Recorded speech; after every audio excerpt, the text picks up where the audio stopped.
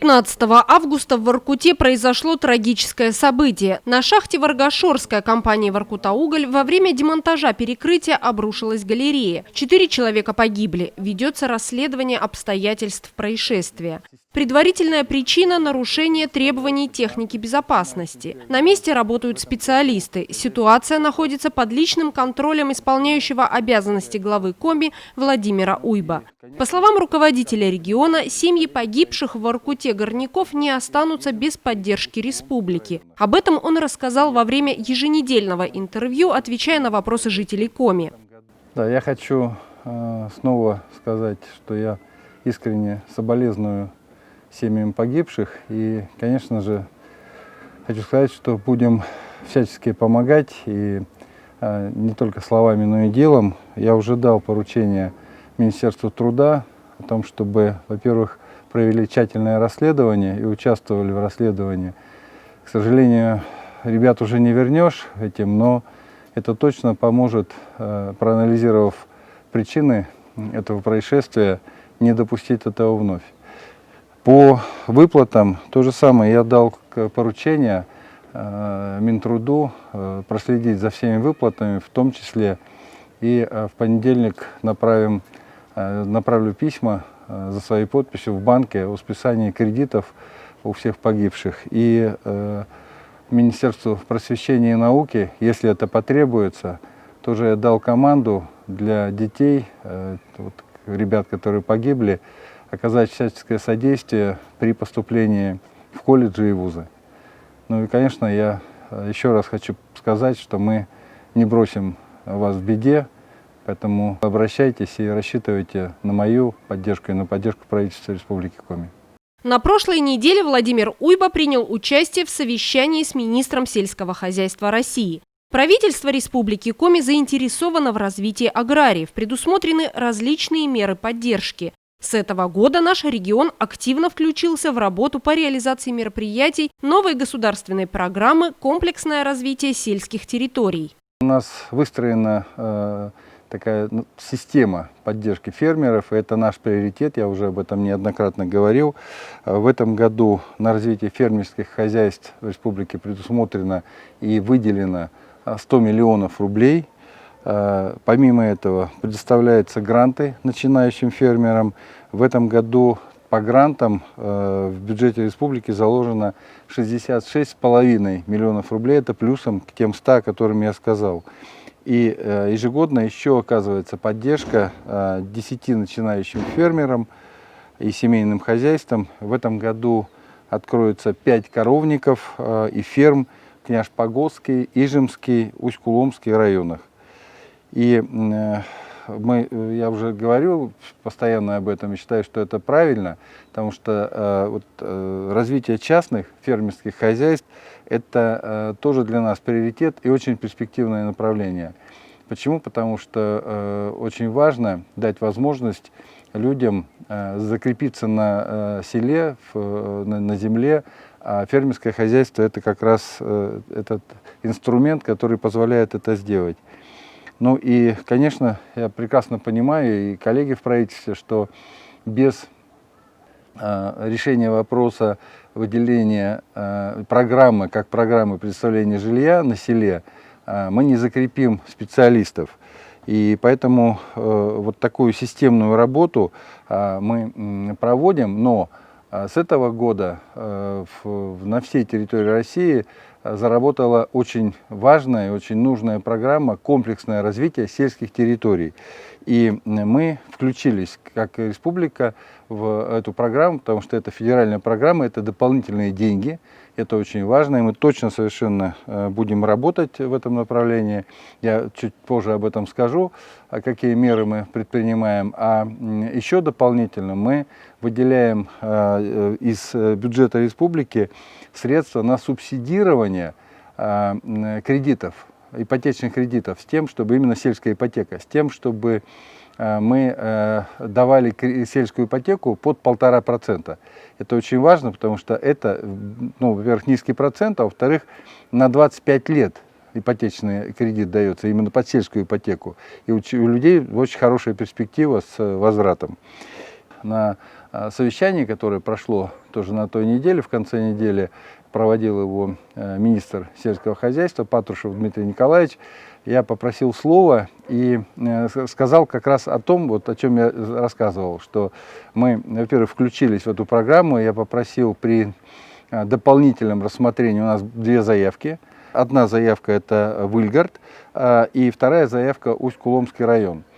И я попросил Дмитрия Николаевича, предполагается, что будут дополнительные деньги, предусмотреть, чтобы эти деньги пошли именно на наши заявки, в том числе. Потому что мы, заявки признаны хорошими, просто из-за того, что денег было немного, их отложили, как бы в очередь поставили. Вот я просил, чтобы эта очередь до нас дошла, это первое. И второе, тоже еще одно направление, очень важное для нас и вообще для села в целом, для российского, но для нас очень важно, это именно сельские дороги. То есть деньги выделяются вот по этому комплексному развитию сельских территорий на сельские дороги. Это очень важно, потому что у нас предусмотрены, и мы дополнительно попросили у Российской Федерации денег на региональные дороги, да, и местного значения. А вот сельские, это же внутрипоселковые, сельские дороги, вот на них всегда денег не хватает. А это тоже комфорт, это тоже перспектива для людей, которые приезжают в село и видят, что есть садик, есть школа. Это тоже комплексное развитие сельской территории. Дорога, хорошая современная ферма с хорошими условиями труда. Вот этот комплекс как раз и дает возможность человека пригласить и закрепить на этой территории. Это очень важно. Во время встречи с представителями спортивного сообщества Коми Владимир Уйба обсудил с легендарными олимпийскими чемпионами Раисой Сметаниной и Василием Родчевым, именитыми спортсменами и заслуженными тренерами республики, перспективы развития отрасли, строительство спортобъектов в городах и районах региона, поддержку спортивных федераций, обновление материально-технической базы спортивных школ. Настолько талантливая земля Республики Коми, столько звезд, это же представляете, сколько вписано в мировую славу, в мировую книгу славы имен с Республики Коми. И поэтому, да, действительно, в центре были у Раисы Петровны Сметаниной, но там, повторяю, было очень много созвездия просто олимпийских чемпионов. И хороший очень разговор, на мой взгляд, потому что очень многие вещи созвучны, и для меня это очень важно. И для меня, и для команды республиканской, я имею в виду в первую очередь правительства. Почему? Потому что мы еще месяца, наверное, 2, может быть, чуть больше, обсуждали в череде вопросов, как ребят приобщить к спорту. И я рассказывал историю вот своего детства, когда я занимался спортом, лыжными гонками, то нас все время обыгрывали ребята, сборная команда, которая занималась в интернате, спортивный интернат. И мы все время говорили, ну что они нас обыгрывают-то? А тренер говорил, ну так они с утра до ночи тренируются, а вы же учитесь в школе, а потом там тренируетесь. И вот я в этот раз, почему говорю, что созвучие очень такое, что я об этом думал, и мы думали об этом, обсуждали, да, и вчера об этом прозвучал вопрос. И я, в общем, с радостью поделился, что это, в общем, общая позиция, это очень здорово.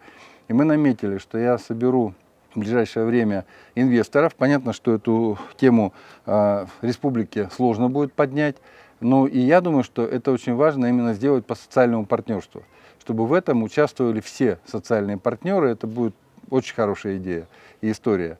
И мы такой интернат заложим, причем не только по лыжным гонкам, потому что у нас очень биатлон, да, у нас очень развито, как оказалось, плавание, у нас развито бокс, у нас развита вольная борьба.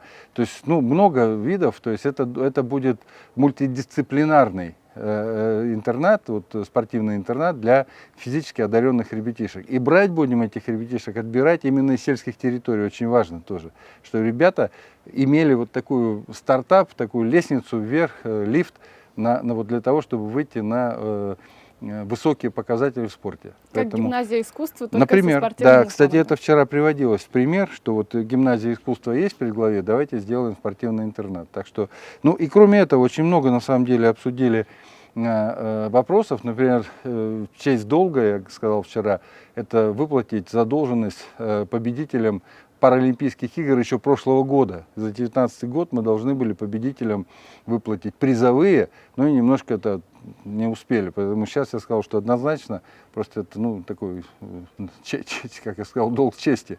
Выплатить эти деньги мы, конечно, выплатим. Ну и на самом деле очень много вопросов, такие они очень насущные, важные. Ремонт вот этого комплекса, там, где вот центр Раисы Петровны, то есть он тоже уже ему 30 лет, то есть все же, в общем, стареет. И нам надо дополнительные лыжни формировать, потому что очень много занимающихся, да, отдельная лыжня для биатлонистов, отдельная лыжня для профессиональных лыжников, отдельная лыжня для занимающихся, то есть вот просто физической культурой. И поэтому вот надо там поработать будет. Тоже эту тему обсудили. Остается актуальной проблема с нехваткой кадров в отрасли здравоохранения. В Рио главы Коми, отвечая на вопросы жителей республики, рассказал, какая работа проводится по привлечению медицинских специалистов в наш регион. Многое делается. Я хочу сказать, что только в этом году за счет республиканского бюджета я начинаю снова с жилья, потому что кадры действительно нужно закреплять. И вопрос представления квартир – это, ну, по сути, краеугольный камень такой. Поэтому вот мы в этом году выделили средства на приобретение 19 квартир. Это Ухта, это Печора. И квартиры, они под семейных врачей. То есть это 2-3-комнатные квартиры, это не какие-то малюсенькие комнатки, это настоящие полноценные квартиры. И 7 квартир уже приобретено в Ухте. Это, вы знаете, что в этом году за счет соцпартнерства как раз с «Газпромом» отремонтировали, шикарно отремонтировали детскую больницу. Это сегодня, ну, я думаю, лучшая детская больница, ну, я не побоюсь, в Северо-Западе. Одна из лучших. Вот, поэтому нам туда приглашаем врачей вот под такие новые технологии, новую больницу. Вот 7 квартир выделено. В Печоре тоже для закрепления кадров 5 квартир. Там этого мало, там надо больше специалистов. Там в Печоре надо порядка 100 человек по Печоре и по Печорскому району. Но тем не менее, лиха беда начала. В Сыктывкарской городской поликлинике тоже мы приобретаем 7 квартир. И вообще мы в этом году запланировали на 48,5 миллионов рублей. Много это или мало? Мало. Точно мало. Нужно на порядок больше. То есть нужно по 500 миллиарда на квартиры для специалистов и врачей, и учителей точно совершенно из бюджета предусматривать. Для того, чтобы предусматривать, надо зарабатывать. Для того, чтобы зарабатывать, надо поднимать малый и средний бизнес. То, о чем мы, в общем, тоже практически вот на неделе по несколько раз встречаемся с представителями бизнеса, слушаем их, да, вот это, измеряем их температуру, вот, как они себя чувствуют. И это очень важная работа, и она такая, знаете, комплексная. Да, вот я постоянно говорю комплексная. То есть не вырвал один контекст и сказал: о, давай квартиры купим. Ну, купим-то купим, а на что купим? То есть вот такая работа постоянная, она, в общем, блоки, а потом, глядишь, и построили новую квартиру для врача и для учителя. 1 сентября открываются детские сады и школы республики. По словам руководителя Коми, большинство образовательных организаций уже готовы к новому учебному году. С радостью могу сказать, что практически готовы. То есть из 783 школ и детских садов, там же не только школы, а детские сады мы готовим после вот этого такого простоя в связи с пандемией. Так вот, у нас готово 779 образовательных учреждений. То есть не готова одна школа и 3 детских садика, поэтому ну, практически 100%. И работы продолжаются, у нас еще есть время, и к 1 сентября будет 100% готовность. Вот это самое главное. И что еще хочу подчеркнуть, что год будет все-таки непростой, учебный. Вы знаете, что есть особенности в этом году. Оно будет связано с чем? Ну, во-первых, в школах будет постоянный, усиленный санэпидрежим. Он будет заключаться в том, что обязательно в школах масочный режим для педагогов. Обязательно термометрия для детишек и для педагогов. При этом дезинфекция, проветривание, да, то есть режим вот такой повышенной санэпидготовности. Но это ни в коем образом не будет относиться на какую-то дополнительную плату для родителей. Это все предусмотрено за счет бюджета. По вузам другая будет немножко картина, она будет более жесткая, потому что в вузе маску будет обязан носить и педагог, да, и студент. Причем, если у нас же много учатся иностранцев, так вот для иностранцев тоже режим дополнительный, обязательный карантин 14-дневный. То есть приехал, 14 дней обсерватор, мы сейчас продумываем, где это будут эти обсерваторы вместе с Министерством образования и науки. И 14 дней обсервации, обязательно ПЦР, 10, как мы вот 10 и там 14 день, двухразовый ПЦР, и двухкратный, вернее, и после этого только может идти студент заниматься. Республика первой получит сертифицированные автобусы для дошколят. Коми стала инициатором разработки технических требований автобусов для дошколят и станет первым получателем подобного транспорта. Как только вышел ужесточение федерального законодательства, 10 лет, и все, автобус не может дальше служить детям, у нас оказалось выпадающих 52 автобуса. Мы об этом говорили, мы срочно нашли деньги. Еще раз повторю, что срочно всех коллег подняли в ружье Минпромторгу России. Просто огромное спасибо. Они собрали там несколько совещаний, призвали всех производителей, потому что у нас же особое требование к автобусу. Мы не можем взять автобусы серийные. Нам уже в северном исполнении, да еще и полноприводная часть. Поэтому вот все коллеги включились, и по сути для нас вот эти 52 автобуса делают сейчас на ПАЗе и на Горьковском автозаводе ГАЗы. И до 1 сентября 45 школьных автобусов, в том числе и для Сысольского района, автобусы будут уже в республике. Еще 7 мы дополнительно поставят нам до 1 ноября, но это не критично, то есть у нас в тех районах, куда они пойдут, они дублирующие. Вот. И еще одна интересная история, когда мы были вот в этот раз в селе Палевицы, 75 километров Победы, подошла руководитель сельского поселения Алена Александровна и задала вопрос, а мы над ним уже проработали. А вопрос очень важный, и на самом деле не только для республики, а вообще для России оказалось. Оказывается, нет технических требований для изготовления автобусов для дошколят. Вот для школьников есть, и мы их получаем, а для дошколят нет. Когда мы с этим мы сказали, а нам еще для дошколят надо, Минпромторгу, они говорят, слушайте, а у нас нет требований, и нет технических условий, и нет сертификации. И тогда договорились, что они быстро сейчас сделают требования до конца года, отсертифицируют, и мы первые, республика первая, закажем несколько автобусов для дошколят. Поэтому, в общем, вот открыли еще один пласт. Удивительно, но никто не интересовался. Но это очень насущно. Когда начали разговаривать с другими, я начал с другими губернаторами разговаривать, я говорю, а как вы? Они говорят, да никак. Просто так приспособлено как-то. Они говорят, крайне важный вопрос, поэтому, в общем, вот еще одну такую хорошую историю. В Коми продолжается работа по устранению цифрового неравенства в разных населенных пунктах. Жители многих сел и деревень с нетерпением ждут, когда у них появится хорошая интернет-связь. На самом деле сегодня интернет – это ведь не только развлечения, да, это не только игры, не только интернет как подсказчик, там множество ответов на вопросы, а это обеспечение безопасности. Например, по интернету мы очень много передаем сегодня с ФАПов, данных кардиограмм, да, их расшифровывают уже в районной ЦРБ или в республиканской, это сложно, если это сложное КГ, и передают обратные результаты.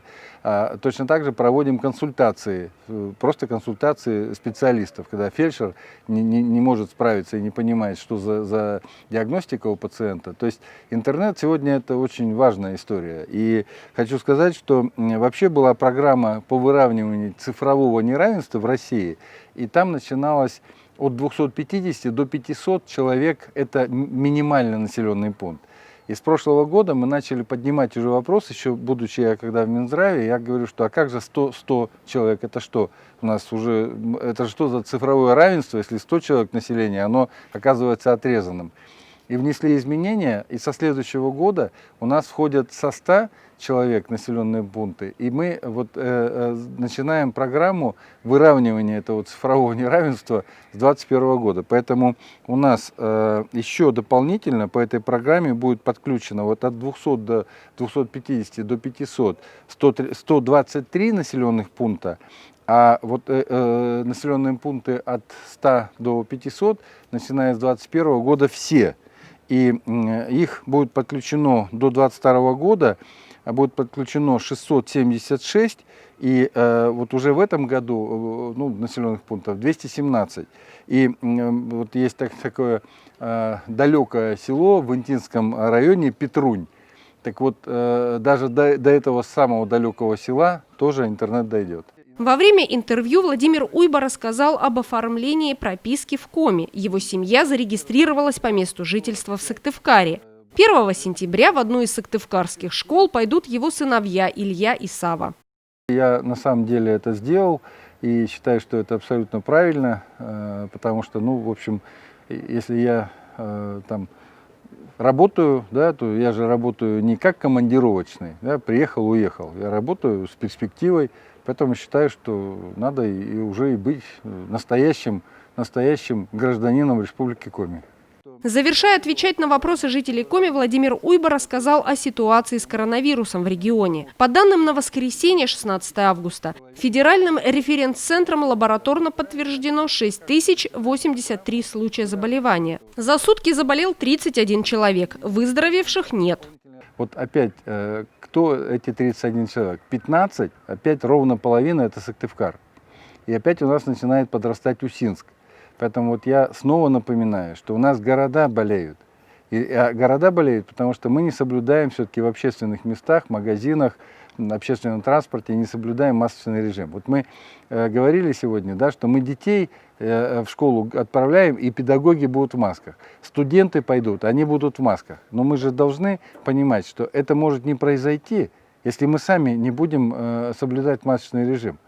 Поэтому мы все говорим, что очень хотим школы открыть, очень хотим детские дошкольные учреждения открыть, институты, колледжи, но при этом все равно продолжаем не носить маски. Поэтому еще раз обращаюсь, уважаемые жители республики, масочный режим обязательно в общественных местах, чтобы мы 1 сентября пошли в школу, детишки пошли в школу, и ДДУ, и институты. Закончу по цифрам. Так вот, значит, прирост за сутки 31 человек, под медицинским наблюдением 2043 человека, выздоровело 4898 человек, мы приближаемся к 5000 выздоравливающих, и за сутки мы сегодня в плюсе, то есть мы, по сути, в плюсе в том смысле, что мы сегодня не прибавили по выздоравливающим, но еще раз говорю, что мы прибавляем постоянно по выздоравливающим в целом.